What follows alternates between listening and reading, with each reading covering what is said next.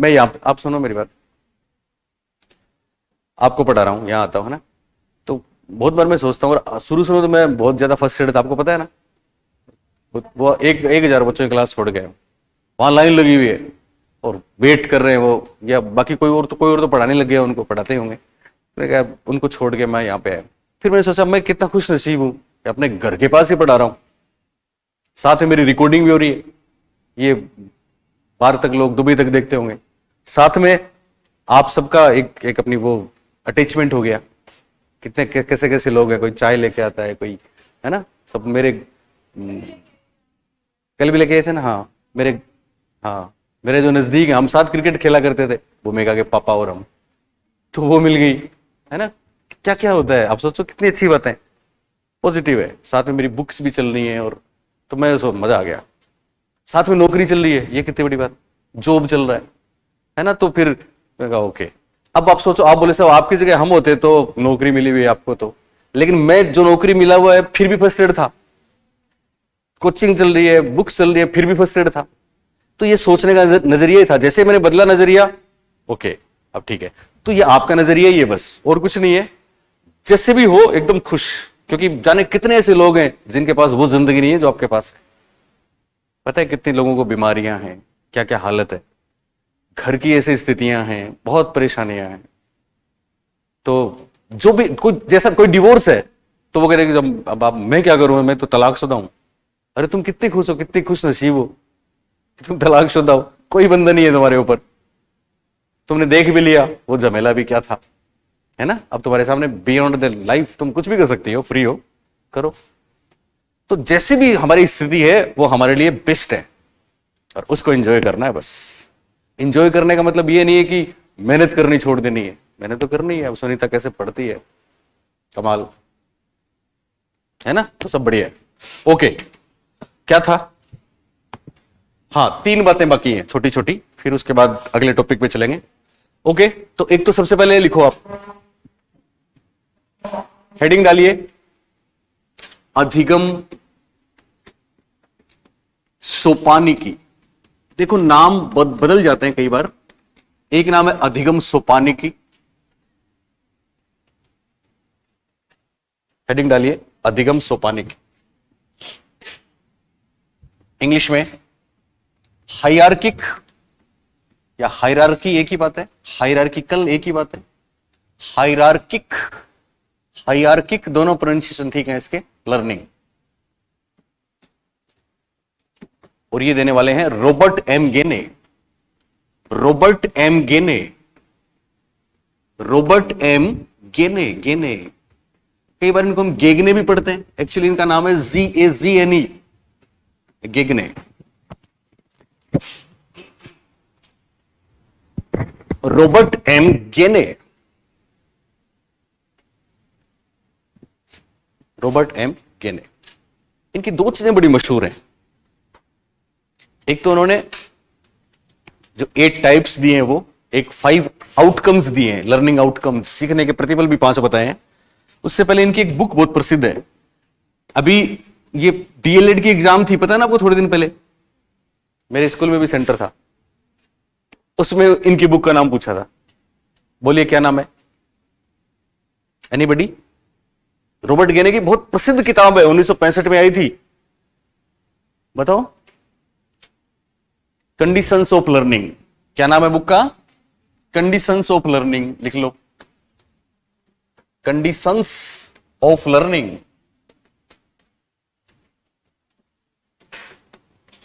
Conditions of learning 1965 पहला edition, book conditions of learning.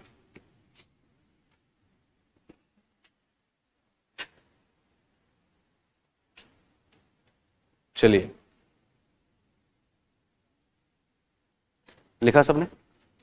Okay, लिखो Robert M गेने, नीचे लिखें रॉबर्ट एम गेने, रॉबर्ट एम गेने द्वारा, रॉबर्ट एम गेने द्वारा अधिगम का एक पदानुक्रमिक अधिगम का एक पदानुक्रमिक हायरार्किकल मॉडल प्रस्तुत किया गया है रॉबर्ट एम गेने द्वारा। अधिगम का एक पदानुक्रमिक मॉडल प्रस्तुत किया गया है जो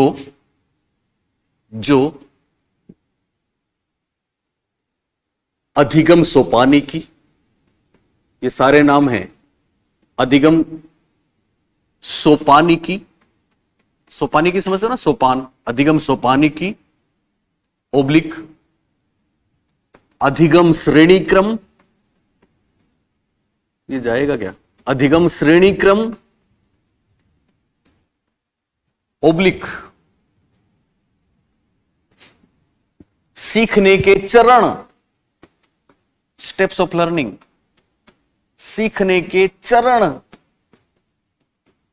ओब्लिक सीखने के प्रकार, types of learning. Sandeep ji ये जाएगा,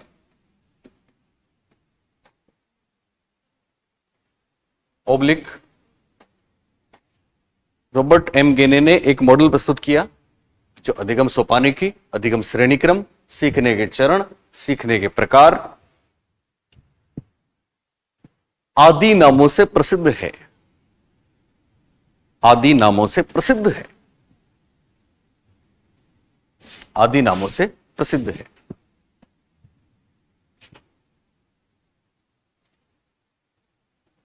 ओके, अब देखो, ध्यान दो, दो तीन बातें सुन रहे हो ना। एक तो इन्होंने अधिगम सोपानिकी में कितने प्रकार बताए सीखने के, तो याद रखना है 8। वो सीखने के 8 प्रकार हैं, वो सीखने के 8 स्टेप्स हैं। क्या हैं? 8 स्टेप्स हैं। खास बात, उसमें सीखना होता है सिंपल टू कॉम्प्लेक्स। क्या होता है? यानी सरल से कठिन की ओर या जटिल की ओर होता है। दूसरी बात, ये जो 8 स्टेप्स बताए हैं ये हायरार्किक सिस्टम में, हायरार्किक समझते हो ना, मैंने आपको बताया था हायरार्किक। यस, एक के बाद दूसरा, सीढ़ियां हैं। यानी पहला जो स्टेप सीखने का पूरा होगा उसके बाद दूसरा सीखेंगे, पहले नहीं सीख सकते। और दूसरे के बाद फिर चौथे पांचवें पे नहीं जा सकते, तीसरे पे जाना ही होगा। इसको बोलते हैं पदानुक्रमिक सीखना। क्या बोलते हैं? तीसरी बात सुन रहे हो ना, तीसरी बात, रॉबर्ट एम गेने ने अपना कोई सिद्धांत नहीं दिया, अपना कोई प्रयोग नहीं किया, बल्कि दूसरों के सिद्धांत बताए। सब के सब में नहीं बताए, पर पहले 3 में जरूर बताए कि इस लेवल पे ऐसा होता है और ये वाला सिद्धांत काम का है। इस पे सवाल आता है। जैसे आपको पता है ना, पहले लेवल पे किसका सिद्धांत? पावलोव का सिद्धांत। सिग्नल लर्निंग में बहुत बार पूछा गया। एक, इनके जो 8 स्टेप्स हैं, कितने? उनमें से पहले 4 जो हैं उसमें यह देखा जाता है कि जब इंसान लर्निंग प्रोसेस में है, जब इंसान किस में है? लर्निंग प्रोसेस में है, यानी सीखने की प्रक्रिया में है, यानी सीख रहा है, तो एक्चुअली हाउ ही बिहेव्स, उस समय वो व्यवहार कैसे करता है। पहले 4 स्टेप में यह देखा जाता है कि सीखने की प्रक्रिया के दौरान वो एक्ट कैसे करता है, व्यवहार कैसे करता है। और बाद वाले जो 4 हैं उसमें यह देखा जाता है कि लर्निंग प्रोसेस के दौरान वो थिंक कैसे करता है। इसलिए पहले 4 जो स्टेप हैं वो बिहेवियरल एस्पेक्ट को बताते हैं। किसको बताते हैं? बिहेवियरल एस्पेक्ट को। और बाद वाले 4 कॉग्निटिव एस्पेक्ट को बताते हैं। पहले 4 व्यवहारात्मक पक्ष से संबंधित हैं और बाद वाले 4 संज्ञानात्मक पक्ष से संबंधित हैं। सिंपल। लिखो,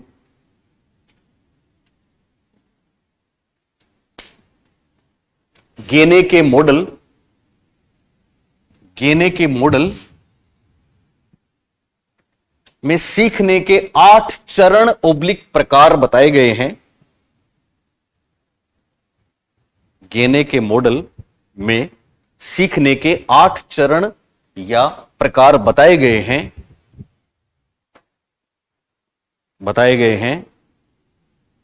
जो सरल से जटिल,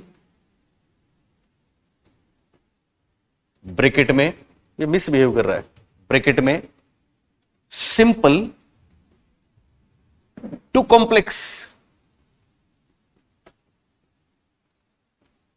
हैं, सीखने के 8 चरण या प्रकार बताए गए हैं, जो क्या हैं? सरल से जटिल, इंग्लिश में सिंपल टू कॉम्प्लेक्स हैं, तथा तथा तथा प्रथम 4 चरणों का संबंध, प्रथम 4 चरणों का संबंध, लिख रहे हो ना? प्रथम 4 चरणों का संबंध व्यवहारात्मक पक्ष से, जबकि अंतिम 4, प्रथम 4 चरणों का संबंध व्यवहारात्मक पक्ष से, हाउ वन एक्ट्स या बिहेव्स, प्रथम 4 चरणों का संबंध व्यवहारात्मक पक्ष से, जबकि अंतिम 4 चरणों का संबंध संज्ञानात्मक पक्ष से, हाउ इंडिविजुअल थिंक्स, संज्ञानात्मक पक्ष से होता है। प्रथम 4 का संबंध व्यवहारात्मक पक्ष बिहेवियरल एस्पेक्ट, और अंतिम 4 का संबंध संज्ञानात्मक पक्ष कॉग्निटिव एस्पेक्ट्स से होता है। व्यवहारात्मक पक्ष का मतलब सीखने के दौरान वो क्या करता है, कैसे करता है, और संज्ञानात्मक पक्ष का मतलब सीखने के दरमियान कैसे सोचता है। शाबाश। अब आगे चलें और हायरार्की के 8 स्टेप्स आपको लिखने हैं। तो 8 चरण सिंपल टू कॉम्प्लेक्स हैं। 1 नंबर डालो और लिखो संकेत अधिगम। संकेत अधिगम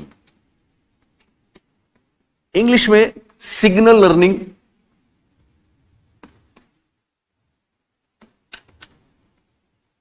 संकेत अधिगम या सिग्नल लर्निंग। पहला है संकेत अधिगम, इंग्लिश में लिखना है सिग्नल लर्निंग। क्या लिखना है? सिग्नल। इसमें 3 प्रश्न आते हैं, बने हैं, जो बार बार आए। टच प्राइमरी ही है, आपका गलत है।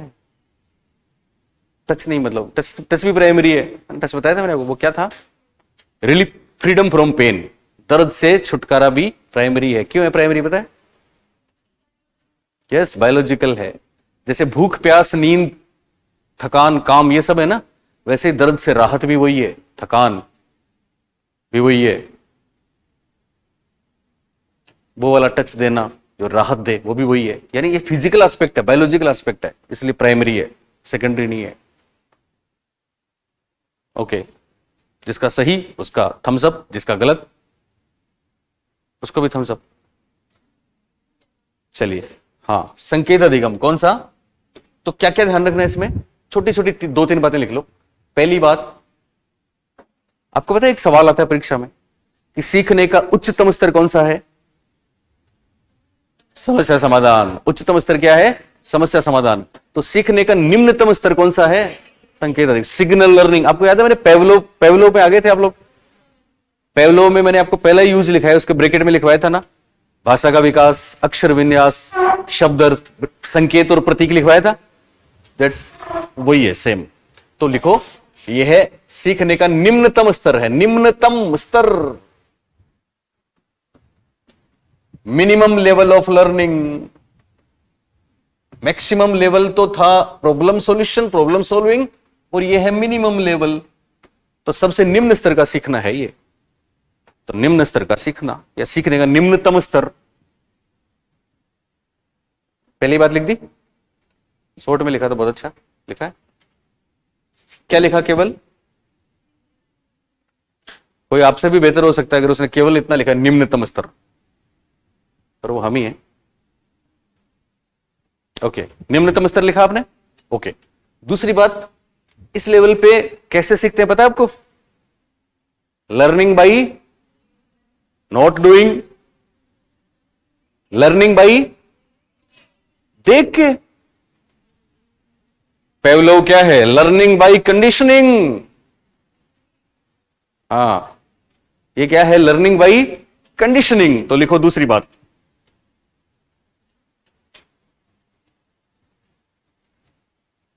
इसमें अनुबंध द्वारा सीखा जाता है। इसमें अनुबंध द्वारा सीखा जाता है।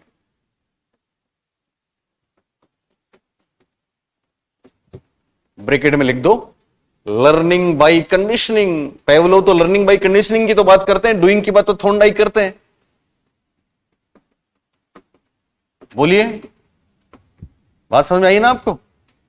लर्निंग बाई कंडीशनिंग निम्नतम स्तर का सीखना है, मिनिमम लेवल है, और यहां पे क्या होता है? अनुबंध द्वारा सीखा जाता है। आपको याद है सबसे पहले हम जो भी सीखते हैं, छोटा बच्चा जब शुरुआत करता है सीखने की, शब्दों को समझना, भाषा की शुरुआत, ये एप्पल है, ये बर्ड है, ये सारी चीजें, ये कैट है, सीखते हैं ना? तो ये कैसे सीखते हैं? अनुबंध के द्वारा सीखते हैं हम। कैसे सीखते हैं? अनुबंध के द्वारा सीखते हैं, एसोसिएशन के द्वारा सीखते हैं। लर्निंग बाई कंडीशनिंग है ये, नॉट लर्निंग बाई डूइंग। तभी हर चीज को हम कोई नाम देते हैं। जब हम किसी चीज को कोई नाम देते हैं ना, जैसे आप वो हो, मोनिका हो, आप भूमिका हो, आप करीमा हो, गरिमा हो, आप सुमन हो, आप प्रियंका हो, आप अकेले आए हो सोने वाले, तो सबके नाम दिए ना हमने, नाम दिए ना सबके। ये नाम दिए ना, दरअसल इसको ही बोलते हैं संकेत दिगम। प्रत्येक संकेत इसी को बोलते हैं। तो खास बात क्या थी? निम्नतम स्तर का सीखना है, लर्निंग बाय कंडीशनिंग है। यस, खास बात क्या थी? लिखो तीसरी बात, इस स्तर पर, यह स्तर पहला ही है, इस स्तर पर पेवलव का कोई भी नाम, पारंपरिक अनुकूलन, पेवलव का पारंपरिक अनुकूलन या शास्त्रीय अनुबंधन, बात है कि ये कोई भी नाम आ जाए, आपने थर्ड ग्रेड में आया पारंपरिक अनुकूलन। पेवलव का पारंपरिक अनुकूलन सिद्धांत महत्वपूर्ण है। यानी गेने ने इसको लिया इस लेवल पे, इस स्तर पर पेवलव का पारंपरिक अनुकूलन सिद्धांत महत्वपूर्ण है। और यहां पे भाषा सीखने की शुरुआत भी होती है। ठीक है, तो पहली संकेत अधिगम में तीनों बातें याद रखनी है, याद रह जाएंगी। एक तो कैसा लेवल है ये, उच्चतम की निम्नतम? निम्नतम। दूसरी बात, इसमें कैसे सीखते हैं? अनुबंध के द्वारा। और तीसरी बात, किसका सिद्धांत? पेवलव के सिद्धांत का कोई भी नाम। 2 नंबर। दूसरा चरण, पहला स्टेप था सिग्नल लर्निंग, दूसरा है एसआर लर्निंग। तो 2 नंबर पे लिखो उद्दीपक अनुक्रिया अधिगम। उद्दीपक अनुक्रिया अधिगम। मेरी आवाज आ रही है क्या सबको? धीरे है? इंग्लिश में लिखो SR learning. SR learning, SR learning.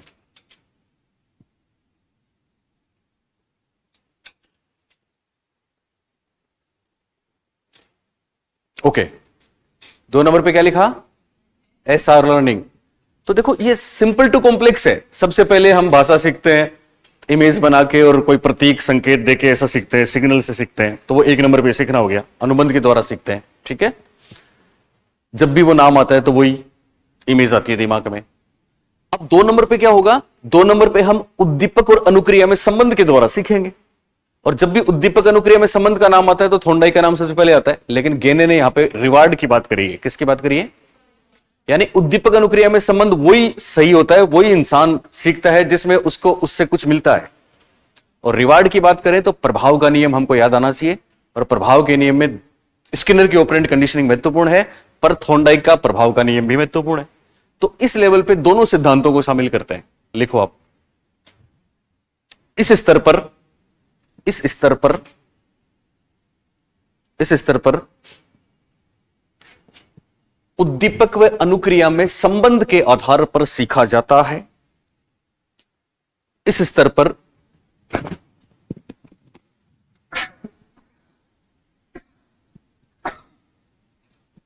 इस स्तर पर उद्दीपक व अनुक्रिया में संबंध के आधार पर सीखा जाता है। किंतु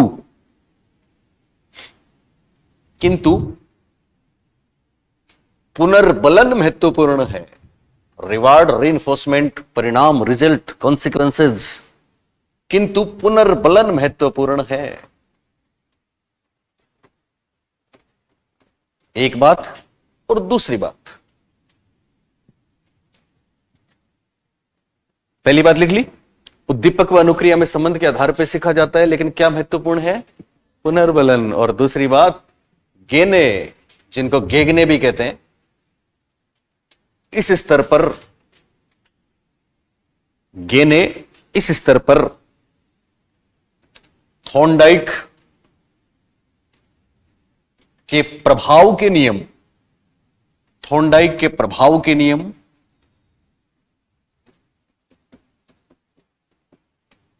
तथा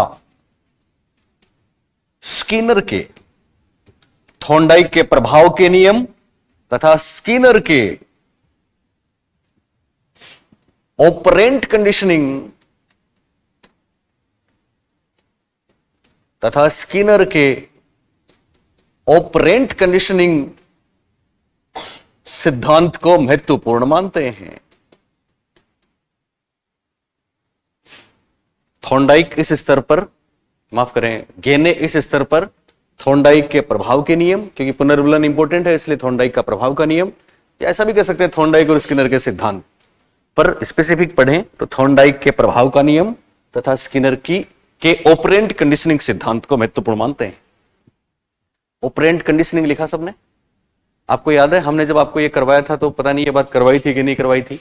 अभी सेकंड ग्रेड में आपके जो पेपर हुए ना दोबारा, उसके साइंस मैथ के दोबारा हुए थे, 2 पारियों में हुए थे ना, हमारी इसमें ड्यूटी भी थी, तो एक सवाल आया था, और वो आया था, वो 1930 वाली बात मैंने आपको बताई थी ना, 1930 से पहले का संबंधवाद और बाद का संबंधवाद। तो उसमें आया था प्रभाव के नियम का संशोधन, संशोधित प्रभाव का नियम, रिवाइज्ड लॉ ऑफ इफेक्ट। आपने वो लिखा है पीडीएफ में? लिखवाया था क्या मैंने? ओके। तो वो जो संशोधित प्रभाव का नियम था ना, क्या था उसमें? उससे पहले थॉर्नडाइक अभ्यास को इनको बराबर मानते थे, लेकिन उसके बाद उन्होंने अभ्यास को तो कर दिया कम और प्रभाव के नियम को ज्यादा, और उसी का परिणाम क्या था? थॉर्नडाइक के प्रभाव के नियम का परिणाम स्किनर का सिद्धांत। स्किनर का सिद्धांत किस पे आधारित है? थॉर्नडाइक के प्रभाव के नियम पर आधारित है। यह प्रश्नों में परीक्षा में आ चुका है, ठीक है ना? वैसे आपको याद है स्किनर पेवलोव में एक अंतर बताया था हमने आपको, बताओ। यस, पेवलोव के अनुबंध में क्या होता है? अनैच्छिक क्रियाएं होती हैं, ऑटो रिफ्लेक्सेस होती हैं, लेकिन स्किनर में ऐच्छिक क्रियाएं होती हैं। यस, जिनके परिणाम हमारे पक्ष में आए उनको हम सीखते हैं, डिजायरेबल हो जाता है, और जिनमें पुनर्बलन नहीं मिले उनको हम छोड़ देते हैं, नहीं सीखते। ओके, शाबाश। 3 नंबर। तीसरा,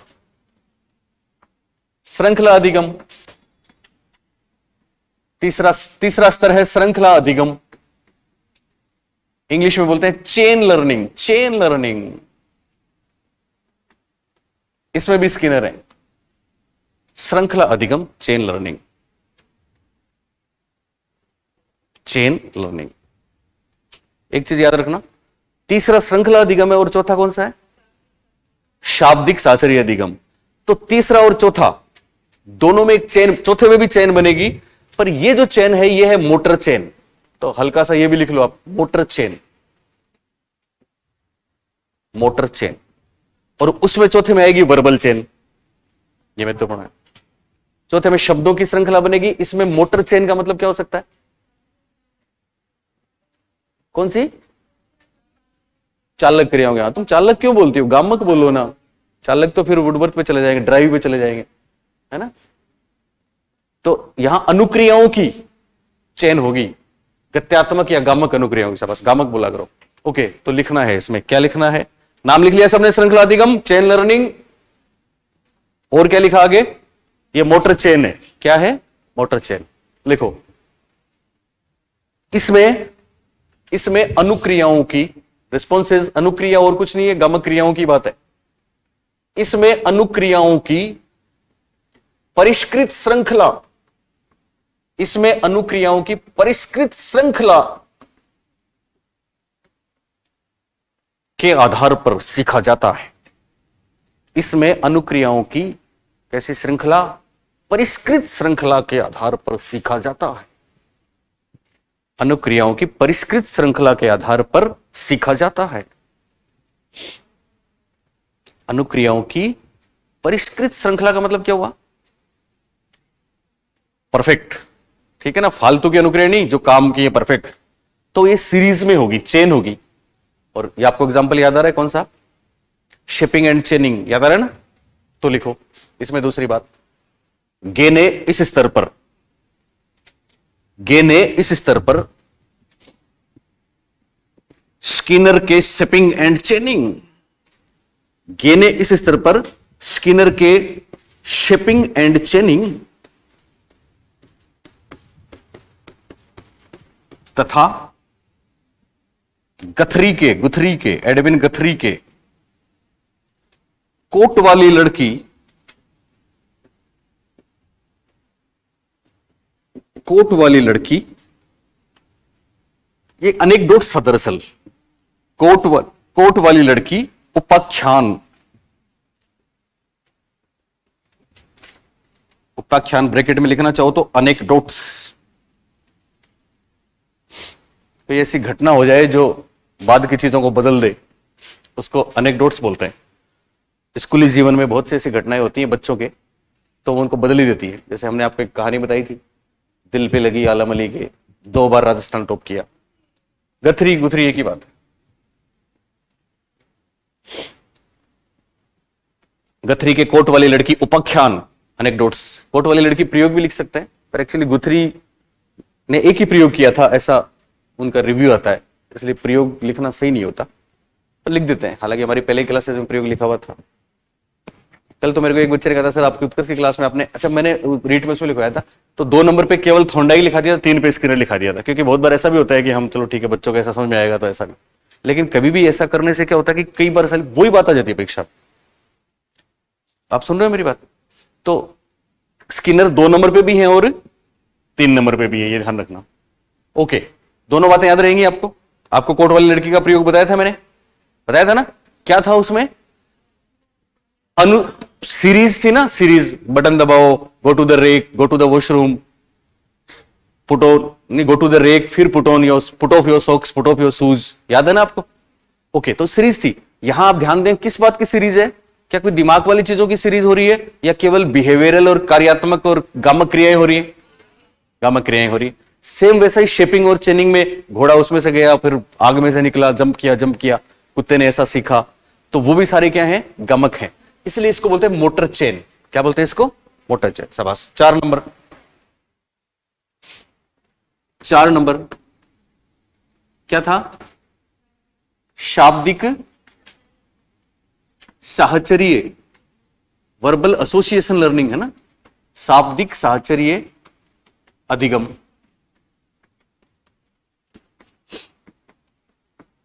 verbal association learning, verbal association learning, और ये है आपकी वर्बल चेन, है ना? वो थी मोटर चेन और ये है वर्बल चेन। अब किसी के सिद्धांतों के नाम नहीं आएंगे।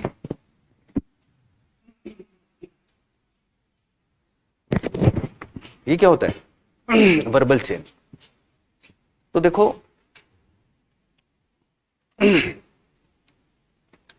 जिस तरह से हम गामक अनुक्रियाओं को, हमारा जो व्यवहार है, मतलब डायनेमिक, फिजिकल, है ना, मोटर, इसको हम एक के बाद एक दूसरा जमा लेते हैं, है ना, उसकी एक चेन बना लेते हैं, बनाते हैं ना चेन।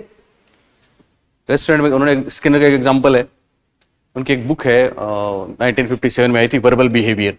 कभी आपने सुना होगा, मांड टेक्ट पढ़ाएंगे हम आपको बाद में, वो सब बोनस होगा, एक्स्ट्रा चीजें जो कभी कभी रेयर आती हैं, वो सब प्रश्नों के माध्यम से वैसे लेंगे हम। तो एग्जाम्पल दिया था, पहले आप रेस्टोरेंट में जाते हो, तो जाते ही फिर बैठते हो, वेलकम करता है कोई वेटर आपका, बैठिए, बैठते हो, फिर आप उससे क्या मांगते हो? मेन्यू दो, फिर उसमें से उसको ये, ओके ये ले आओ, फिर वेटर सर्व करता है। उसके बाद आप लंच को, डिनर को, जो भी है उसको एंजॉय करते हो, ठीक है, फिर डेजर्ट आती है, फिर आप बिल पे करते हो, है ना, बिल पे किया, फिर आप वहां से आते हो। तो ये जो काम आपने किए, ये दरअसल एक चेन ही तो है ना, चेन। ये आपके मोटर चेन है, ठीक है। अब वर्बल चेन में क्या होता है, हम एक्चुअली एक महत्वपूर्ण बात है यहां पे, लैंग्वेज स्किल डेवलप होता है यहां पे, यानी भाषा कौशल का विकास होता है। भाषा कौशल का विकास कैसे होता है, हम शब्दों की चेन बना लेते हैं। और चूंकि वर्बल, एक बात आप मेरे को बताना, वर्बल का मतलब क्या है? वर्बल में केवल वर्ड्स आते हैं, लेटर्स आते हैं, या नंबर्स भी आते हैं? ये बताओ। जैसे कई कई भ्रांतियां हैं, जैसे भावना दिल से, फीलिंग दिल में होती है ना, फीलिंग कहां होती है? भावनाएं फीलिंग दिल में होती है कि दिमाग में? हम यही सुनते हैं कि दिल में, जबकि दिल में कुछ नहीं होता, सारा कहां होता है? फीलिंग्स भी दिमाग में ही है, ठीक है ना। तो कॉग्निटिव अफेक्टिव दोनों ब्रेन में है। ओके, तो वैसे ही ये बात थी, कौन सी थी? वर्बल में क्या ओनली वर्ड्स आते हैं या नंबर्स भी आते हैं? संख्याएं भी आती है क्या? यस, आती हैं। तो वर्बल में जैसे कोई पोइम याद करते हैं, है ना, जैसे जैसे भाषा सीखते हैं हम, तो थोड़ा सा स्किल डेवलप हो रहा है। सिग्नल लर्निंग में तो शुरू में हम शब्दों को प्रतीक के रूप में बना रहे थे, ये बकरी है, ये घोड़ा है, ये फला है, ये गेंद है, ये सूरज है ना। और यहां पे क्या करेंगे हम, यहां पे एक शब्द के साथ दूसरा शब्द जोड़ते जाएंगे। कोई भी एग्जांपल ले सकते हो, अंधेरी रात, लाल गेंद, या फिर पोइम, या फिर दूसरा एग्जांपल नंबर्स का ले तो पहाड़े, टेबिल। तो टेबिल पहाड़े बोलते हैं ना, मारनी बोलते हैं, मारनी बोलते हैं, हम लोग बोलते थे वहां, पता नहीं अब यहां है कि नहीं। हाँ, तो क्या बोलते हैं? जोर से बोलो, बोलो जोर से, बोलो बोलो, पता नहीं कौन सी अच्छी बात थी, बोलो तुम। हाँ हाँ, ज्योग्राफी की बात बोल रही हो? कुछ भी, हिमालय पहाड़ की यहां पे वर्बल चेन बनती है क्या? ज्योग्राफी की चेन बता रही हो आप तो। हाँ, पहाड़ नहीं है, यस, हाँ, पहाड़ नहीं है बल्कि पहाड़ा है। क्या है? दो का पहाड़ा नहीं आता, चार का आता है, टेबल, यस। अब बोलो, ये तुम अगर नहीं बताती तो ये दिमाग में वही रह जाता आपके। तो पहाड़ों की सीरीज बना दी। पहाड़ों की कौन सी पहाड़ों की सीरीज है? ये माउंटेन्स की सीरीज नहीं है, बल्कि टेबल है, टेबल, 2 4 जा। ओके, हाँ, तो ये बात समझनी है, समझ गए? लिखो, इसमें एक बात लिख लो, लिखो आप। इस स्तर पर भाषा कौशल, इस स्तर पर भाषा कौशल विकसित होता है। इस स्तर पर भाषा कौशल विकसित होता है। जैसे एग्जाम्पल, पोइम याद करना, कविता याद करना इसलिए कि इसमें लगभग रटने वाली बात है, क्योंकि संज्ञानात्मक चीजें अभी शुरू हुई नहीं, अब होंगी। अथवा पहाड़े रटना,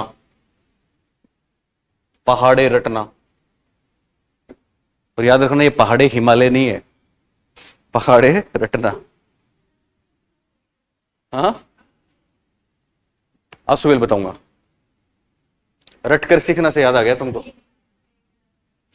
इसमें David Ausubel, actually David Ausubel को हम डेविड आसुबेल की एक ही चीज ले सकते हैं, रटकर सीखना, ठीक है ना। रटकर सीखना आसुबेल ने दिया है, ठीक है। वैसे ये पूछा नहीं जाएगा, इसलिए नहीं पूछा जाएगा कि शुरू की जो 3 बातें ना, वो ही कभी कभी परीक्षा में आई है। बाकी कुछ भी जोड़ सकते हैं इसके साथ अपन, ठीक है ना। फिर भी मैं इसके बाद बताऊंगा आपको। चलिए, तो इसमें एक महत्वपूर्ण बात कौन सी है? ये वाली बात महत्वपूर्ण है। Okay, 5 number. मैं इनकार नहीं कर रहा रटकर सीखने वाली बात से। अब 5 नंबर पे बहुविभेदन अधिगम,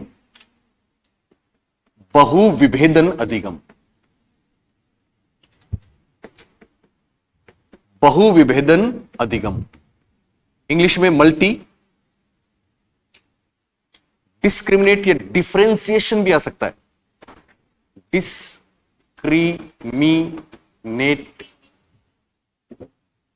नेट की जगह नेशन कर दो, मल्टी डिस्क्रिमिनेशन लर्निंग,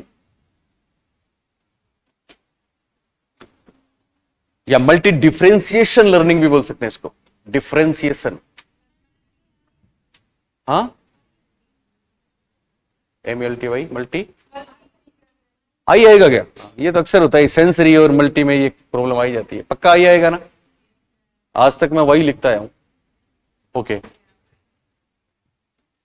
आप नहीं आए थे तब, इसलिए मल्टी अच्छी बात है। चलिए, तो बहुविभेदन अधिगम, इसमें कुछ लिखने की जरूरत नहीं है, मैं बताता हूं ऐसे, बस वहां तक भाषा कौशल का विकास तक ध्यान रखना था। मल्टी विभेदन, मल्टी डिस्क्रिमिनेशन लर्निंग या मल्टी डिफरेंशिएशन लर्निंग, दोनों लिखने की जरूरत नहीं है, ऊपर वाला लिख लिया चलेगा। ये 6 नंबर है, 5 नंबर है एक्चुअली। तो पहले 4 तो क्या थे? बिहेवियरल थे, व्यवहारात्मक पक्ष थे। और अब क्या जाएंगे? संज्ञानात्मक। और यहां पे क्या होगा? यहां पे सीखने का ये लेवल आ गया। अब लिख लिया सबने, बोलो इंग्लिश में, हिंदी में क्या लिखा बोलो? बहुविभेदन अधिगम। केवल विभेदन भी लिख सकते हैं, पर बहुविभेदन अधिगम, और इंग्लिश में मल्टी डिस्क्रिमिनेशन लर्निंग या मल्टी डिफरेंशिएशन लर्निंग। तो अब क्या होता है? अब ध्यान दो, अब हम इस लेवल पे, या बालक या व्यक्ति इस लेवल पे ऑब्जेक्ट्स में, चीजों में अंतर करना शुरू कर देता है। क्या करना शुरू कर देता है? अंतर। और अंतर कब होता है आपको पता है? अंतर तभी होता है जब समझ में आता है। समझ, इसका एग्जांपल कोई भी ले सकते हैं आप। जैसे आप सब, हम आपके नाम से वक्त बोलते हैं ना, किसी को ऐसा, किसी को, किसी का ये नाम, किसी का ये नाम, किसी का ये नाम, इसका मतलब हम डिफरेंशिएट करते हैं। तो इस डिफरेंशिएट के पीछे कहीं ना कहीं आपकी सारी चीजें हैं, वो दिमाग में वो जुड़ती हैं उससे। तो एक्चुअली ट्रांजिशनल है। गेने ने ये भी बोला है एक जगह कि फाइनली पूरा संज्ञानात्मक तो अंतिम प्रॉब्लम सॉल्यूशन, प्रॉब्लम सॉल्विंग ही है, बाकी ट्रांजिशन है। व्यवहार से संज्ञानात्मक की तरफ ये संक्रमण करते हैं। तो व्यवहारात्मक चीजें भी जुड़ती हैं, संज्ञानात्मक भी जुड़ते हैं, पर मोटे तौर पे हम 4 को अलग अलग बांट देते हैं। परीक्षा में इससे आपका सवाल सही हो जाएगा। तो कहने का मतलब यहां पे अंतर करके, भेद करके सीखते हैं। और अंतर और भेद करना तभी पॉसिबल है जब हम उसके बारे में सारी चीजें समझ लें, उससे पहले अंतर नहीं होता। सीटेट में एक सवाल आया था कि रॉबर्ट गेने की अधिगम सोपानिकी का छठा चरण बताएं। फिर फर्स्ट ग्रेड में भी आ गया था, और वो कौन सा आंसर था? संप्रत्यय अधिगम, कॉन्सेप्ट लर्निंग। 6 नंबर पे वही है, लिखो आप। कई बार इनके नाम में कंफ्यूजन हो जाता है, इसलिए कंफ्यूज नहीं होना है। संप्रत्यय अधिगम, कंफ्यूजन में सिलेक्शन रुक जाता है। ऐसे एग्जांपल मैंने देखे हैं, क्योंकि उनको यह नहीं पता था कि संप्रत्यय का ही दूसरा नाम संकल्पना है, और इंग्लिश वाला तो उनको पढ़ना आता ही नहीं था। तो ऐसे मासूम बच्चे रह गए। संप्रत्यय अधिगम या संकल्पना अधिगम इंग्लिश में जरूर लिखना है, कॉन्सेप्ट लर्निंग, कॉन्सेप्ट लर्निंग। तब संज्ञानात्मक चीजें चूंकि शुरू हो चुकी हैं, समझ के अंतर करना बहुविभेदन है, और कॉन्सेप्ट बना लेना संप्रत्यय अधिगम है, संकल्पना अधिगम है। तो कई बार कोई जैसे कहता है ना जुबान पे, जैसे हमारे भी जुबान पे नाम आ जाता है कोई, है ना, आ गया तो फिर सुमन सुमन ही करेंगे हम। तो वैसे पेपर में भी कुछ प्रश्न आ गए तो वो हाईलाइट हो जाते हैं, फिर वो पेपर में वही आते रहते हैं। तो बहुत से चरण है, पर छठा चरण पूछ लिया एक बार तो छठे चरण पे 4-5 बार आ गया, अधिगम सोपानिकी का छठा चरण बताओ, छठा चरण बताओ। तो कौन सा छठा चरण? संप्रत्यय। ओके, अब संप्रत्यय क्या है, सुन रहे हो? देखो एक खास बात और है, पहले एक सीढ़ी पार करी, ध्यान दो आप चंदन, एक सीढ़ी पार करी तो फिर दूसरी पे आएंगे, दूसरी करी तो तीसरे पे आएंगे। इसका मतलब पहली सीढ़ी जैसे इरिक्सन के मॉडल में वो पहली अवस्था दूसरी का आधार बनी, तो वैसे पहली दूसरी का आधार बनती है। आप कोई सब देख सकते हो, अनुबंध के द्वारा सीखा तो ही एसआर लर्निंग होगा, एसआर लर्निंग हुआ तो फिर दोनों चेन आ जाएंगे, मोटर और वर्बल। और फिर इस लेवल पे हम अंतर करना शुरू कर देंगे, चीजों को समझ के अंतर करेंगे तो संज्ञानात्मक पक्ष आ गया। अब जब अंतर करना शुरू कर देंगे तभी कॉन्सेप्ट बनेगा, नहीं तो नहीं बनेगा। कॉन्सेप्ट क्या होता है? संप्रत्यय किसको बोलते हैं? कॉन्सेप्ट किसको बोलते हैं? सुनो, यस, किसको बोलते हैं? सुने, ध्यान दो। हम दो चीजें हैं इसमें, एक तो हम चीजों को कैटेगराइज करते हैं, उनकी क्लास में उनको बांटते हैं। हम चीजों को अलग अलग वर्गों में बांटते हैं। कैसे बांटते हैं? वर्गों में और श्रेणियों में। लेकिन कुछ ऐसी विशेषताएं हैं जो कोरिलेट होनी जरूरी है। कोरिलेट समझते हो? हाँ, इंपोर्टेंट सहसंबंध शब्द नहीं है, इंपोर्टेंट है इसका अर्थ क्या है। कोरिलेशन का मतलब क्या है?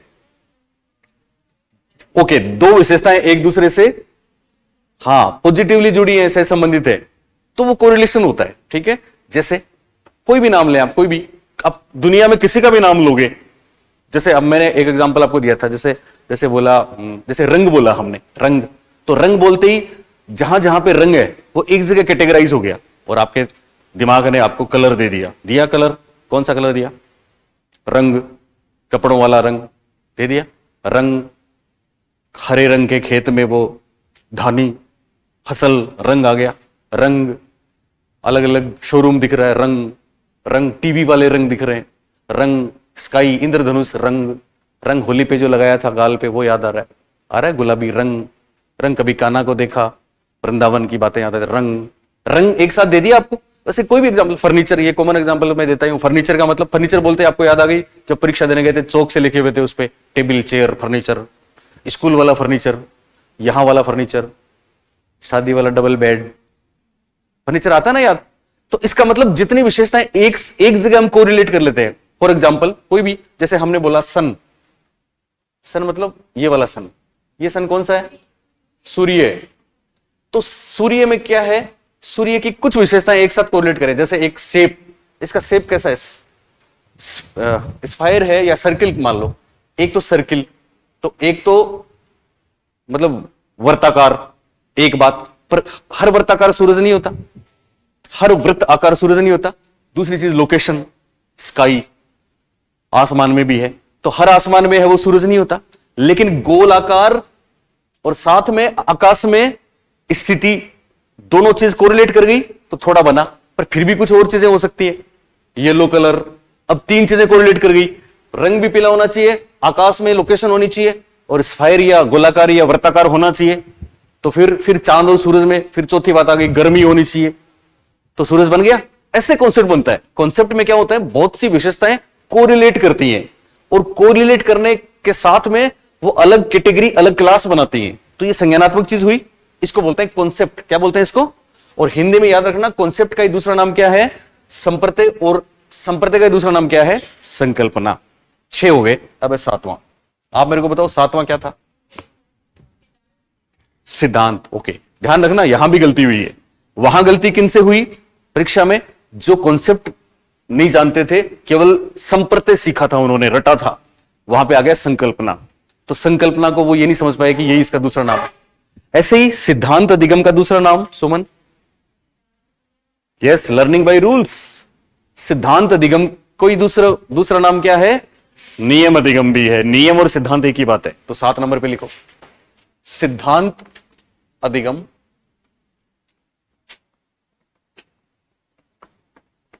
या फिर नियम अधिगम, नियमों द्वारा सीखना। हां, संप्रत्यय में कुछ लिखवाने की जरूरत नहीं है, जो बोला बस वो समझ लो आप। पहले तो मैं मेरी क्लासेस में जो आपको लिखवा रहा हूं, मेरे पुराने उत्कर्ष के नोट्स तो देखे होंगे सुमन, आपने देखे ना? उत्कर्ष के नोट्स तो है ना आपके पास? तो उसमें तो मैं 20% ही लिखवाता था, बाकी सब ऐसे ही बोल के सुनाता था, और परीक्षा देने जाते थे 30 में से 28 29 हर कोई लेके आता था, क्योंकि समझ लिया कॉन्सेप्ट तो फिर कैसा ही सवाल आ जाए, है ना? चलिए, सिद्धांत अधिगम या नियम अधिगम, प्रिंसिपल लर्निंग बोलते हैं, प्रिंसिपल लर्निंग। लेकिन साथ में इसका दूसरा नाम है learning by rules, learning by rules. Okay, तो सिद्धांत अधिगम या नियम अधिगम, नियमों द्वारा सीखना, एक ही बात है। ये 7वां स्टेप है। जहां लिखवाने की जरूरत थी वो 3, वो मैंने आपको लिखवाए। चौथे में भाषा वाली चीज महत्वपूर्ण थी, वो लिख लिया। असुबेल हमने लिखा नहीं, क्योंकि हम चाहते ही नहीं है। ओके, 7 नंबर पे क्या लिखा आपने? बोलो पहला नाम सिद्धांत अधिगम, दूसरा नाम नियम अधिगम, इंग्लिश में पहला नाम प्रिंसिपल लर्निंग, दूसरा नाम लर्निंग बाय रूल्स। तुम लिख लो, है ना? कोई छोटी मोटी मिस्टेक हो जाए स्पेलिंग में तो चिंता मत किया करो, है ना? लिख लिया करो तुम, अब वो नहीं करती चिंता बिल्कुल ही। ओके, क्या था? अब ये क्या होता है? सुने, सिद्धांत बोलिए, सिद्धांत कैसे बनता है? बताओ गरिमा, आप बताओ। नियमों पे आधारित, तो नियम भी यही बनेंगे। नियम और सिद्धांत कैसे बनते हैं? हाँ, ओके, फूटेगा, फूटे तो गा, लेकिन ये कैसे बना? याद रखना, ध्यान रखना, इससे पहले हमने क्या पढ़ा? Concept learning. क्या पढ़ा? कॉन्सेप्ट। कॉन्सेप्ट कैसे बना? कॉन्सेप्ट में कोरिलेशन और क्लास तो है, पर क्लास कोरिलेशन करेक्टरिस्टिक्स जो थी, विशेषताएं जो थी, सुन रहे हो ना, ये विभेदन से आई है। समझना इस बात को। जब हम चीजों में अंतर करना समझ गए, तभी तो हम समझ गए कि ये आकार ऐसा है, ये आकार ऐसा है, आकाश में लोकेशन ऐसी है, धरती पे लोकेशन ऐसी है, येलो ऐसा है, रेड ऐसा है, गर्मी ऐसी है, ठंडक ऐसी है। हमने अंतर किया ना पहले, तो अंतर किया तब बना कॉन्सेप्ट। और दो कॉन्सेप्ट या दो से ज्यादा कॉन्सेप्ट जब मिलते हैं तब बनता है सिद्धांत, तब बनता है नियम। ये याद रखना। तो सिद्धांत और नियम अधिगम दरअसल छठी स्टेज पे बेस्ड है। किस पे है? छठी पे। और छठी वाली पांचवी पे बेस्ड है। ये खास बात है, जिसको बोला सिंपल टू कॉम्प्लेक्स। क्या बोला? Simple to complex. तो केवल इतना याद रखना, सिद्धांत बनते हैं दो या दो से ज्यादा संप्रतियों को मिलाने से। क्लियर? नहीं, जरूरत नहीं है। 8 नंबर लिखो, समस्या समाधान अधिगम। फिर दो बेहतरीन चीजें आपको बताऊंगा जल्दी से। समस्या समाधान अधिगम, मेरे वीडियो में सुन लेना सारी बातें वापस। समस्या समाधान अधिगम, और घर पे जाके रिव्यू करना। रिफ्लेक्ट याद आ गया ना? रिफ्लेक्शन, रिफ्लेक्शन याद है? क्या था सेकंड स्टेप? पहला था सीई, कॉन्क्रीट एक्सपीरियंस। दूसरा था आरओ, रिफ्लेक्टिव ऑब्जर्वेशन। तीसरा क्या था?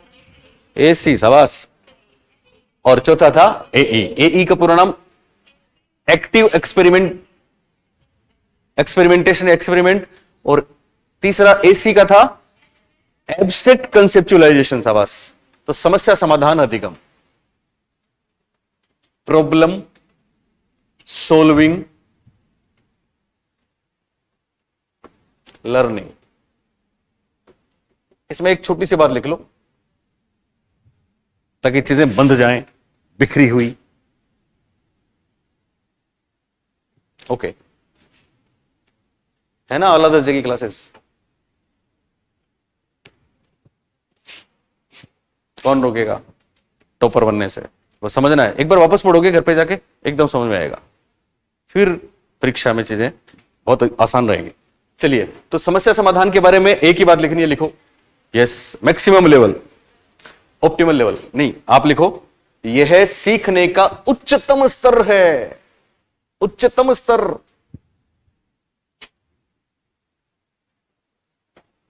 यह सीखने का उच्चतम स्तर है जिसमें, यह सीखने का उच्चतम स्तर है जिसमें समस्या समाधान द्वारा सीखा जाता है। सीखने का उच्चतम स्तर है जिसमें समस्या समाधान द्वारा सीखा जाता है।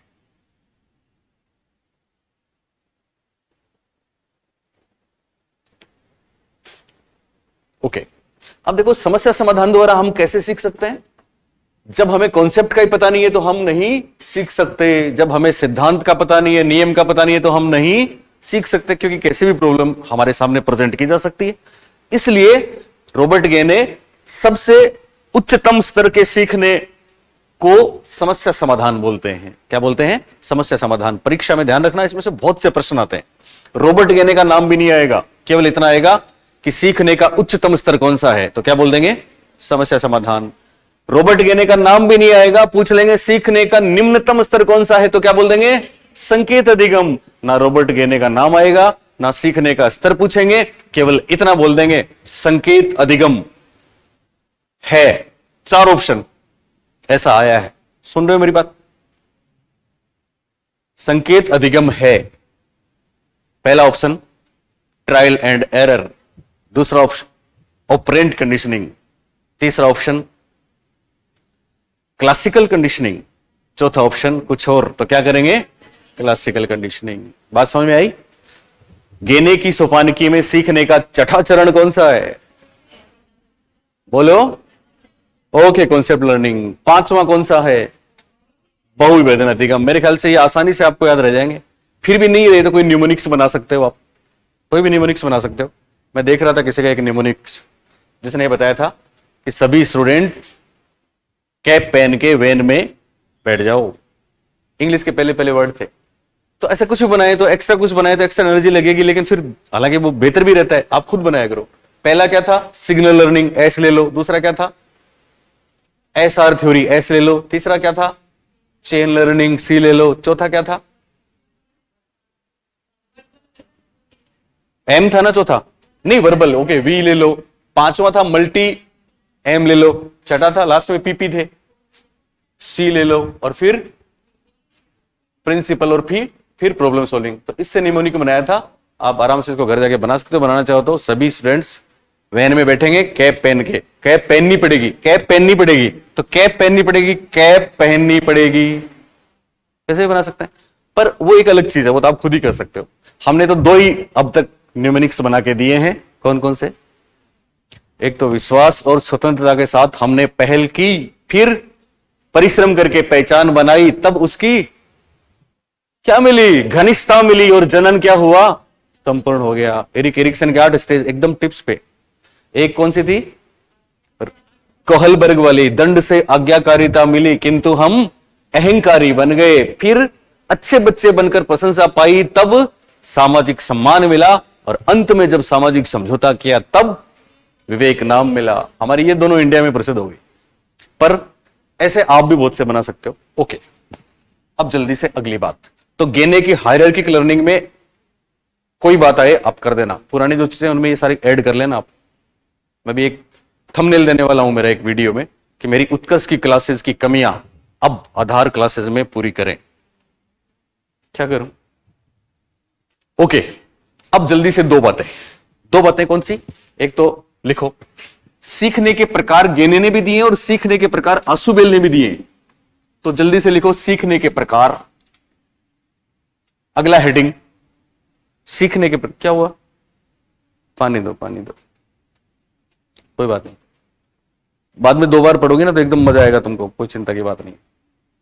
अभी इतना ज्यादा हो जाता है, हो भी जाता है ना। सुबह 8 बजे आते हो आप, 8 बजे आते हो ना, पर कोई बात नहीं। जैसे ही इलेक्शन हो जाएंगे ना, आपको पता है इलेक्शन पूरे होते ही सरकार second grade, first grade, REET तीनों की वैकेंसी जारी करने वाली है, निश्चित रूप से, क्योंकि उसके बाद पार्लियामेंट इलेक्शन भी आने वाले हैं। तो गारंटी से आपको मिलेंगे, और काफी अच्छी पोस्ट भी ये भी जुड़ रही है, अगला बजट भी जुड़ जाएगा, तो मजा आएगा। इसलिए जारी रखो मेहनत। सीखने के प्रकार, और इस बार आप लिखो डेविड आसुबेल के अनुसार। एक प्रश्न आता है, आसुबेल के अनुसार। तो सीखने के प्रकार डेविड आसुबेल ने 4 बताए। सीखने के प्रकार डेविड आसुबेल के अनुसार कितने प्रकार बताए? 4। 2 चीजें बतानी है मेरे को आज। एक तो आसुबेल ने 4 प्रकार बताए। कितने? 4। बहुत आसान है, सुने। किसका नाम याद रखोगे? David Ausubel. इनका फर्स्ट ग्रेड में आपके बहुत प्यारा सा मॉडल आएगा। बोलो कौन सा? फर्स्ट ग्रेड की क्लास आपने किसी ने नहीं पढ़ी? ये फर्स्ट ग्रेड की हमने उत्कर्ष में दी नहीं थी, हमने ऑफलाइन पढ़ाए हैं फर्स्ट ग्रेड के बैच। कमाल, मतलब बहुत मजा आता है बच्चों को जब करते हैं। डेविड आसुबेल का एक एडवांस ऑर्गेनाइजर मॉडल है। कौन सा मॉडल है? एडवांस ऑर्गेनाइजर मॉडल, जो आप टीचिंग मॉडल्स में पढ़ोगे। अग्रिम संगठक प्रतिमान, उसमें क्या होता है? उसमें बस प्रीवियस नॉलेज से प्रेजेंट नॉलेज को जोड़ने का तरीका है, बहुत खतरनाक। जैसे आपने एडगर डेल का नाम सुना है, वो पढ़ाएंगे हम आपको। एडगर डेल ने कोन ऑफ एक्सपीरियंस दिया था, ध्यान है आपको? अनुभव शंकु दिया था, जिसमें उन्होंने ये बताया कि कुल 11 स्टेप्स बताए थे, और उनको मोटे तौर पे 4 भागों में बांटा था। और वो जो उनका जो अधिगम शिक्षण सहायक सामग्री को प्रेजेंट करने का जो कोण था, शंकु था, सुन रहे हो ना? उसमें उन्होंने बताया कि ऊपर से नीचे आते हैं तो फिर वो प्रभावी होता जाता है शिक्षण सहायक सामग्री। और ऊपर से नीचे सबसे ऊपर 1 नंबर पे उन्होंने रखा था अमूर्त शब्द, एब्स्ट्रैक्ट वर्ड्स। सुन रहे हो मेरी बात? एब्स्ट्रैक्ट वर्ड्स क्या होते हैं? जैसे मैं आपको पढ़ा रहा हूं, ये अमूर्त शब्द है। ये क्या है? अमूर्त शब्द। 2 नंबर पे नॉन प्रोजेक्टेड मटेरियल, जिसमें आपका बोर्ड आता है, ठीक है। 3 नंबर पे प्रोजेक्टेड, मतलब सबसे खराब तो अमूर्त शब्द हैं। बच्चों को आप अमूर्त शब्दों से पढ़ाओगे तो ये सबसे खराब चीज है। 2 नंबर पे आप चार्ट, मॉडल, चित्र, ये जो भी है ये नॉन प्रोजेक्ट है, अप्रक्षेपी सामग्री बोलते हैं इनको। इनका प्रयोग करोगे तो अमूर्त शब्दों से तो बेहतर है पर ये 2 नंबर ही है। फिर 3 नंबर प्रोजेक्टेड। प्रोजेक्टेड में आप बच्चों को फिल्म स्ट्रिप दिखाएंगे, चित्र आपके प्रोजेक्टर पे दिखाएंगे, सब आजकल दिखाते हैं ना, पीपीटी वगैरह दिखाएंगे, तो प्रोजेक्टिव मटेरियल है 3 नंबर पे, प्रक्षेपी सामग्री, डायोस्कोप, एपिस्कोप सब उसमें है। और फिर 4 नंबर पे है प्रत्यक्ष अनुभव। प्रत्यक्ष अनुभव सबसे बेस्ट है। प्रत्यक्ष अनुभव में फील्ड ट्रिप भी है, वास्तविक वस्तुएं दे दो हाथ में, या आपका वो क्या होता है, रोल प्लेइंग कर दो, है ना, सामने नाटक खेल दो, वो बच्चे खुद, या प्रयोग भी उसमें शामिल है, खुद प्रयोग करें, तो बेस्ट लर्निंग है। वो क्या है, बेस्ट लर्निंग। लेकिन सबसे खराब लर्निंग क्या होती है, अमूर्त शब्दों द्वारा सीखना। लेकिन आसुबेल ने इसमें भी कमाल कर दिया। क्यों कमाल कर दिया, उन्होंने इसको मीनिंगफुल बना दिया।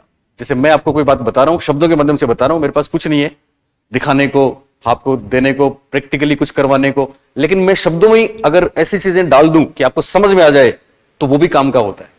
ये इन्होंने बोला था अर्थपूर्ण शाब्दिक अधिगम, मीनिंगफुल वर्बल लर्निंग, इसके लिए वो जाने जाते हैं। जो मैंने आपको बोला, ये पूरा का पूरा मॉडल शॉर्ट में बताया, तो वो आपके टीचिंग मॉडल्स में है। पर यहां हम बात करें, डेविड आसुबेल ने सीखने के 4 प्रकार बताए। कितने बताए, 4 प्रकार। पहला बताया है अभिग्रहण सीखना। क्या बताया है, जिसको बोलते हैं रिसेप्टिव लर्निंग।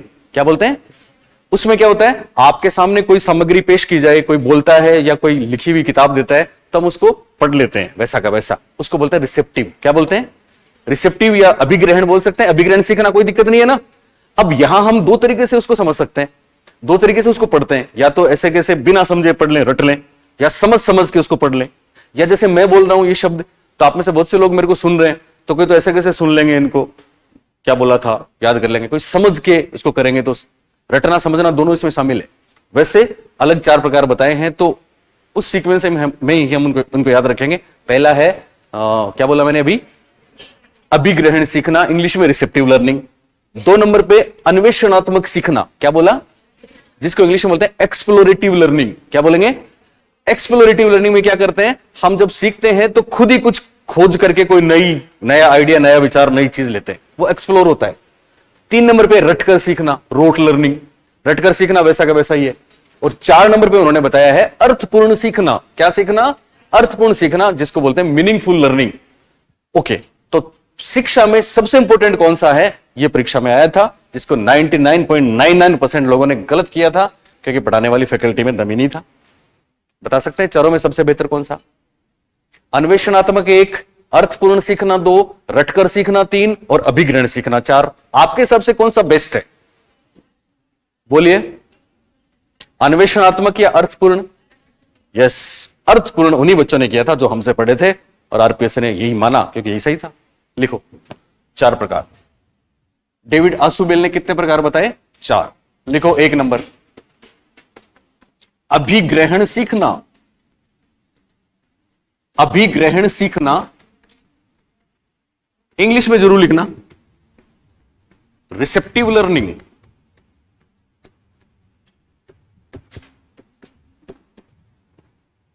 2 नंबर अन्वेषणात्मक सीखना।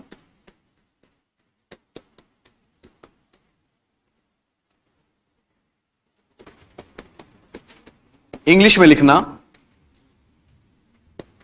एक्सप्लोर करते हैं ना, एक्सप्लोरेटिव लर्निंग।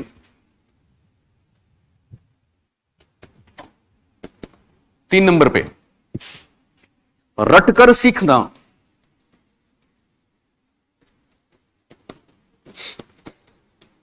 इंग्लिश में rote learning.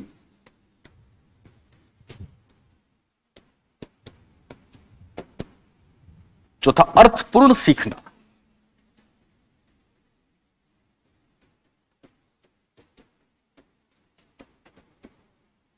Meaningful learning.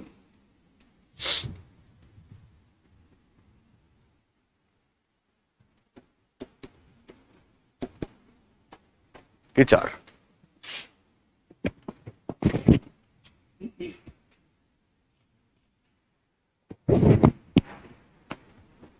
Okay, David Ausubel इनका नाम है, जो हमने खराब सी राइटिंग में लिखा है, डेविड आसुबेल। आसुबेल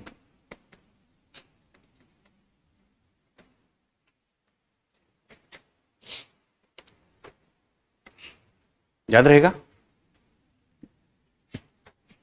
ये 4 प्रकार उन्होंने किस में बताए थे पता है? ये 4 प्रकार उन्होंने बताए थे,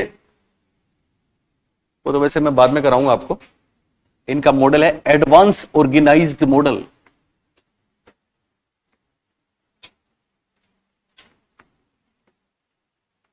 ऑफ टीचिंग।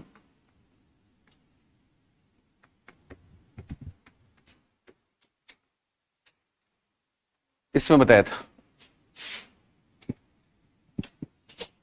और नोट करके एक बात लिख लेना, या ऐसे लिख लो, नोट की जरूरत नहीं आपको, शॉर्ट नोट्स के मास्टर हो आप तो। शिक्षा के क्षेत्र में सबसे महत्वपूर्ण, शिक्षा के क्षेत्र में, शिक्षा में सर्वाधिक महत्वपूर्ण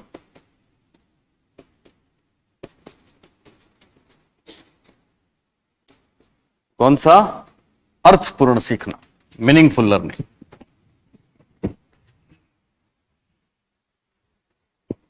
शिक्षा के क्षेत्र में सर्वाधिक महत्वपूर्ण अर्थपूर्ण सीखना, मीनिंगफुल लर्निंग। तो आसुबेल पे कोई प्रश्न आए इनमें से आएगा तो कर दोगे ना आप आराम से, शाबाश। ऐसा आता है आसुबेल ने कौन सा सीखने का प्रकार नहीं बताया, तो 4 में से 3 ऑप्शन इनमें से मिलेंगे, एक कोई और दे देंगे। याद रहेगा कि नहीं? बोलो। ओके, क्या नाम है इनका? David Ausubel. David Ausubel. कितने प्रकार बताए? 4। इन्होंने एक मॉडल दिया था, उसका नाम क्या है? Advance organised model of teaching. Hindi में नाम अभी लिखने की जरूरत नहीं है, इसके बहुत से नाम हो सकते हैं हिंदी में। अग्रिम संगठक प्रतिमान बोलते हैं इसको, उन्नत संगठक प्रतिमान बोलते हैं इसको, प्रगतिशील संगठक प्रतिमान बोलते हैं इसको, और भी हैं। पर यहां सीखने के 4 प्रकार बोलिए। पहला अभिग्रहण सीखना, दूसरा अन्वेषणात्मक सीखना, तीसरा रटकर सीखना, और चौथा अर्थपूर्ण सीखना। ध्यान देना, अभिग्रहण सीखना को इंग्लिश में क्या बोलेंगे? Receptive learning. अन्वेषणात्मक को एक्सप्लोरेटिव लर्निंग, और रटकर सीखना को रोट लर्निंग, और अर्थपूर्ण सीखना को मीनिंगफुल लर्निंग। ऐसे बैठा करो इधर आके, ताकि मेरे उसमें रहो। हाँ, 2 नंबर सीखना सही क्यों नहीं है? ये किसने बोला? सही है, पर 2 नंबर सीखना, अन्वेषणात्मक सीखना खराब नहीं है। ये मतलब ये दोनों जो है इनसे ये बेहतर है, पर ये बेस्ट नहीं है। बेस्ट इसलिए नहीं है कि साहब इससे बढ़िया कोई चीज नहीं होती। अन्वेषण में क्या होता है? अन्वेषण में हम चीजों की खोज करते हैं। अच्छी बात है कि खराब? अच्छी बात है। और खोज करने के बाद खुद ही कोई नियम निकालते हैं, ये अच्छी बात है कि नहीं? ये और भी अच्छी बात है। लेकिन उससे बढ़िया कोई बात नहीं हो सकती जिसमें हम जो भी देखें सुने उसका मीनिंग मेकिंग कर लें। Meaning making is the best. क्योंकि मीनिंग मेकिंग क्या है? मीनिंग मेकिंग ही तो आपका परसेप्शन है, उसी से तो सब कुछ समझने का नजरिया, सब कुछ। तो एक चीज बताओ, एक तो है समझना, ठीक है ना?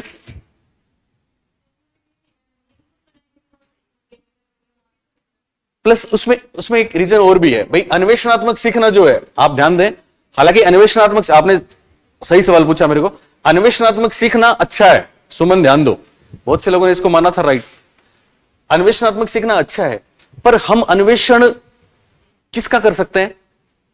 जो हमें आता है, जितना हमें नॉलेज है। आप कोई अन्वेषण करोगे तो अब ऐसा तो है नहीं कोई जो मतलब कुछ भी, क्या है आपके, हिंदी, फिजिक्स, ओके, तो फिजिक्स के वो थ्योरीज है जिन पे नोबेल मिलता है, उस लेवल पे आप जा सकते हो? हम जा सकते हैं? नहीं जा सकते। हमको जितना आता है उसी में हम कुछ नया जोड़ रहे हैं, तो ये अच्छी बात तो है।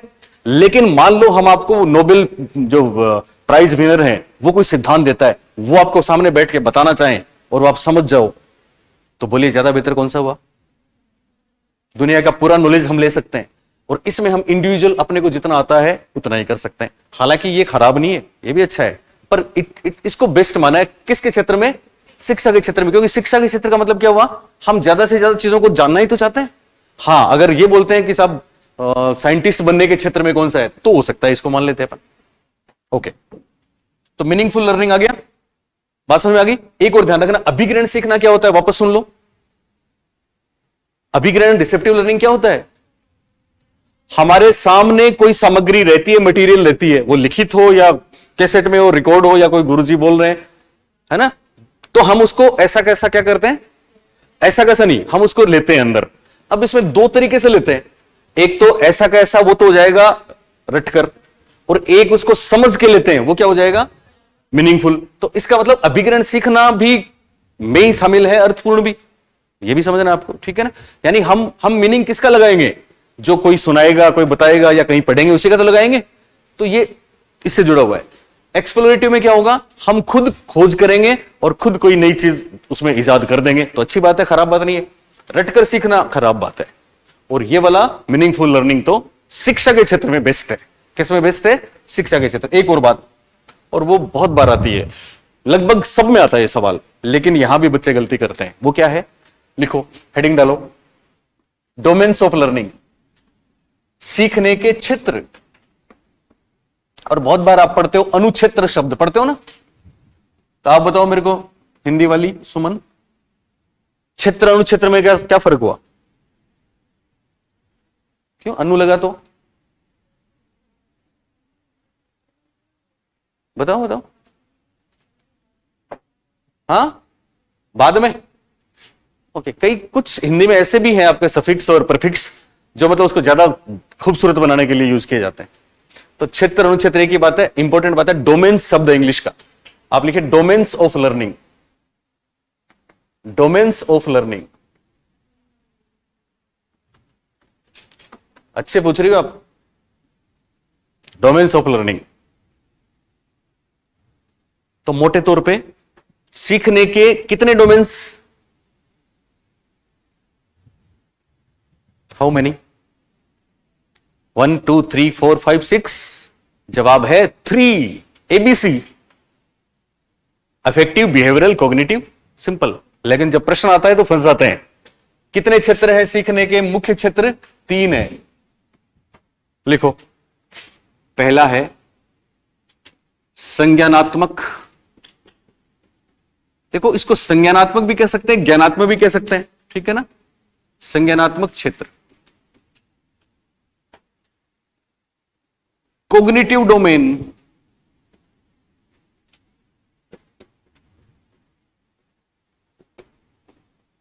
दूसरा भावात्मक क्षेत्र।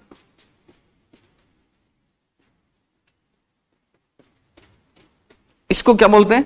ये इंग्लिश में मेरे को याद है, अफेक्टिव। जिसको पता था ना उसका सही हुआ था। किसी जगह ऐसा सवाल आया था, इंग्लिश में बोलेंगे अफेक्टिव, इफेक्टिव नहीं, अफेक्टिव डोमेन।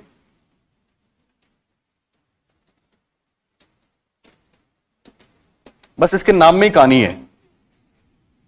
और तीसरा, अब बताओ, अब तीसरा पक्ष, व्यवहार के 3 पक्ष मानते हैं ना हम, वही है। कौन सा? क्रियात्मक। शाबाश, तीसरा क्रियात्मक पक्ष। लेकिन इसका एक और नाम जो परीक्षा में आया है हिंदी में, हाँ, और यस, गत्यात्मक के शब्द सब जुड़ेगा, मनोगत्यात्मक। तुम्हारी बात गलत नहीं है मोनिका, ब्लूम की टेक्सोनोमी भी हम पढ़ते हैं तो फिर उसको यूज करते हैं, मनोगत्यात्मक पक्ष। ये मैंने क्यों लिखवाया? इसलिए लिखवाया कि परीक्षा में इंग्लिश वाला जो शब्द आया था उसने तबाही मचाई थी, तबाही। जो हमसे नहीं पढ़े थे सब तबाह हो गए, तबाह हो बर्बाद हो गए। जानते हैं क्यों? आप जानते हो क्रियात्मक पक्ष को इंग्लिश में क्या बोलते हैं? यस, क्या? हाँ, वो तुम्हारे, वो तो शब्द याद रखना, कोनेटिव डोमेन। कौन सा शब्द? कोनेटिव। और ध्यान दें, मनोगत्यात्मक, मन को क्या बोलते हैं? मनोविज्ञान, साइकोलॉजी। मन मतलब, मन को क्या बोलते हैं इंग्लिश में? साइको। क्या बोलते हैं? और गत्यात्मक को मोटर। साइको मोटर डोमेन सुना आपने? तो साइको मोटर डोमेन और कॉग्निटिव डोमेन, तबाही मची थी। जो किताब लिखते हैं ना उनमें ही लिखो, दोनों शब्द लिखिए आप, एक ही बात होती है। फिर उससे मनोप्रेरणा और जाने क्या क्या चीजें निकली थी, पता है ना? अभी भी घूम रहे हैं पेपर में। कॉग्निटिव डोमेन, कोनेटिव, या फिर ये जरूर लिखना साइकोमोटर, साइकोमोटर डोमेन।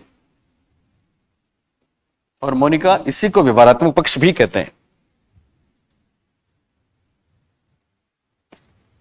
संज्ञानात्मक क्षेत्र कॉग्निटिव डोमेन, भावात्मक क्षेत्र अफेक्टिव डोमेन, क्रियात्मक पक्ष कॉग्निटिव या फिर साइकोमोटर डोमेन, ये तीनों जो शब्द है ना, इनको मैं रटे लेना नहीं बोलता, कुछ लोग कहते हैं रटा देंगे सर, और उनको 5 लाख बच्चे देखते हैं।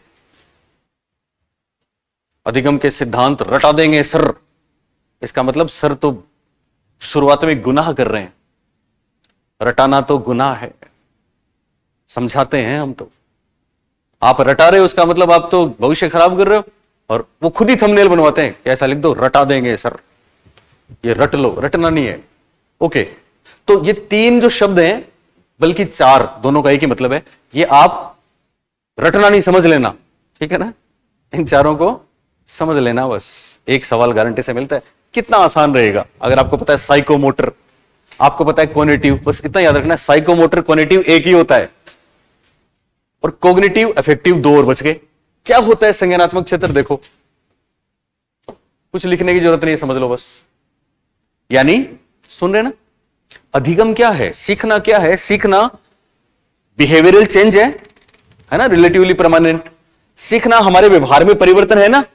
तो संज्ञानात्मक क्षेत्र या संज्ञानात्मक अनुक्षेत्र क्या है सीखने का? हमारे संज्ञानात्मक व्यवहार में बदलाव आएगा। किसमें बदलाव आएगा? संज्ञानात्मक व्यवहार में बदलाव आएगा। और इसमें महत्वपूर्ण होता है हमारा दिमाग और ज्ञानेंद्रियां। इसमें महत्वपूर्ण है हमारा दिमाग और ज्ञानेंद्रियां, और इसमें हमारे कल्पना, चिंतन, प्रत्यक्ष। आपको याद है मैंने आपको वो चीजें बताई थी शुरू में, संज्ञानात्मक पक्ष में 12 चीजें बताई थी, याद है?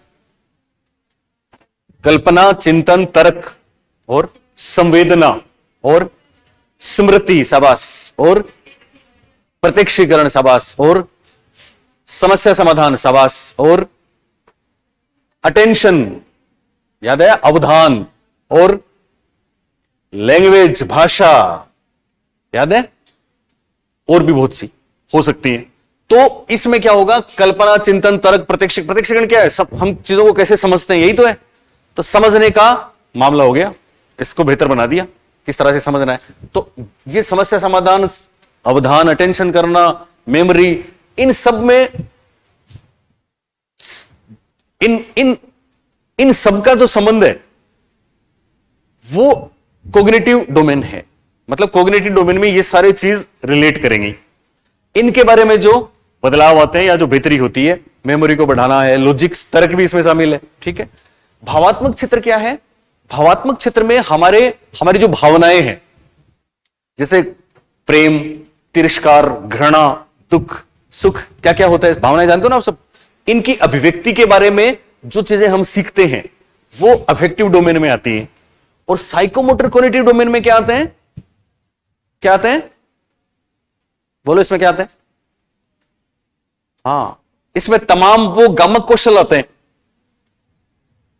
लिखने से लेके सारे, ठीक है ना। खेलना, लिखना, डांस करना, ठीक। डांस करना भी तो, बोलिए, डांस करना लर्निंग है कि नहीं? तो डांस करना लर्निंग किस में आएगा? क्रियात्मक में आएगा। इंग्लिश में क्या बोलेंगे? कॉग्निटिव या फिर साइकोमोटर। डांस सीखना किस में है? साइकोमोटर है। साइकिल चलाना सीखना किस में है? साइकोमोटर में है। जंप करना और खेलना वेलना ये सब किस में है? साइकोमोटर में है। हालांकि चलना, दौड़ना, भागना भी किस में आ जाएगा? साइकोमोटर में आ जाएगा। ठीक से चलना, पता है आपको? ठीक से चलना तो हर कोई है, लेकिन चलने के नंबर मिलते हैं। मिस राजस्थान चुनी जाती है तो चलने के 10 नंबर हैं। चलना आता है कि नहीं आता आपको? कैटवॉक जानते हो ना? तो दौड़ना, गोल्ड मेडल मिलता है दौड़ते समय, लेकिन गोल्ड मेडल के लिए दौड़ना वो सीखना है कि नहीं? कितना सीखा उन्होंने, कोच लिया, कितना करोड़ों रुपए लगाए, तब जाके सीखा ना। तो ये क्रियात्मक पक्ष है।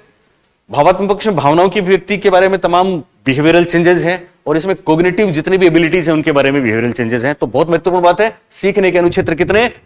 3। बोलो, पहला संज्ञानात्मक क्षेत्र, इंग्लिश में कॉग्निटिव एस्पेक्ट या डोमेन बोलो, यस, कॉग्निटिव डोमेन। दूसरा भावात्मक क्षेत्र, इंग्लिश में अफेक्टिव डोमेन। तीसरा क्रियात्मक का दूसरा नाम मनोगत्यात्मक, और इसका तीसरा नाम व्यवहारात्मक। लिखना ही पड़ेगा मोनिका का, इसलिए नहीं कि मोनिका ने बोला है, बल्कि इसलिए कि इसने सही बोला है। और लिख लो आप सब लोग व्यवहारात्मक। इसको इंग्लिश में क्या बोलेंगे? एक तो कॉग्निटिव याद रखना, दूसरा साइकोमोटर डोमेन याद रखना। सवाल कल कर लेंगे, ठीक है। Thank you.